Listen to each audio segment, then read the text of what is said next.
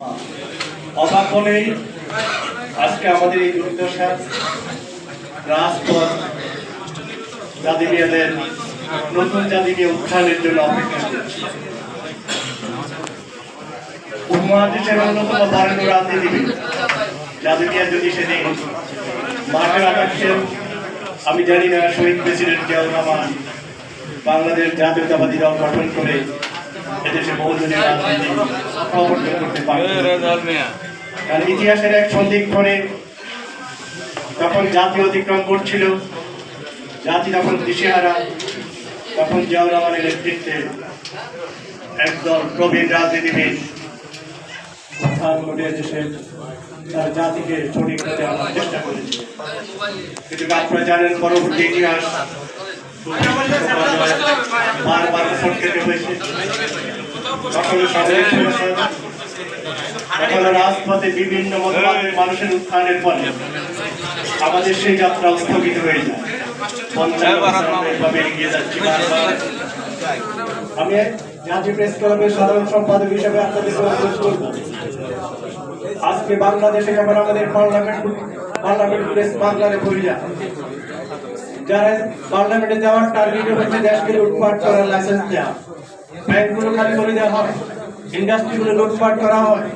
পরপর আমরা দেখেছি এভাবে লুটপাটের ফলে ৫৫ বছর পরে একটি জাতি আজ রাজপথে স্লোগান তুলতে হয়, মুক্তি চায়, বাঁচতে চায়, আমার রক্ত দিতে হয়।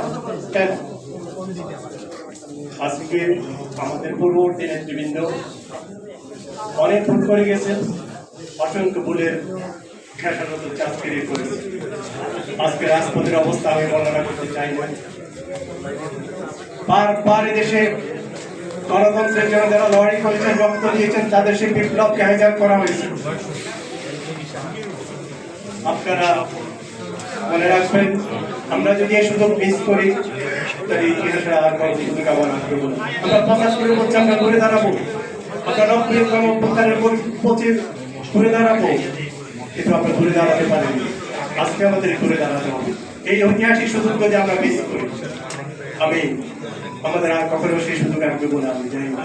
বাচ্চাগুলো ভুল করতেই পারে, কারণ তাদের বড় অতীতে অনেক ভুল করে গেছে। সুতরাং আপনার ক্ষমা সুন্দর দৃষ্টিতে এদেরকে দেখবেন। তার কারণ হলো এরা রাজপথে আজকে রক্ত দিয়ে, জীবন দিয়ে তারা এই সুযোগটা সৃষ্টি করেছিল। আজকে আমরা এখানে দাঁড়িয়েছি, আমরা এখানে বসে কথা বলছি। আমি জানি তারা ভালো করছে, কিন্তু তাদের বয়স কত, তাদের যে মুরব্বীরা কি করে গেছে আপনার ইতিহাসে লেখা আছে কালো অক্ষরে।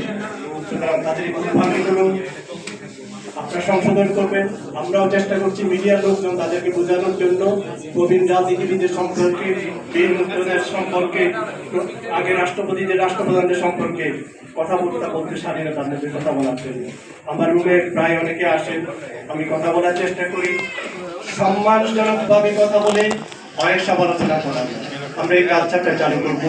আজকে জাতীয় নেতৃবৃন্দ আছে, জাতীয় মিডিয়া সম্পর্কে তার সাথে যারা রাজপথে লড়াই করেছেন তারা বলবেন। আমি বেশি আমাদের দীর্ঘায়িত না করে আমার বক্তব্য এখানে শেষ করছি। আপনাদের সবাইকে মনোযোগ দেওয়ার জন্য ধন্যবাদ।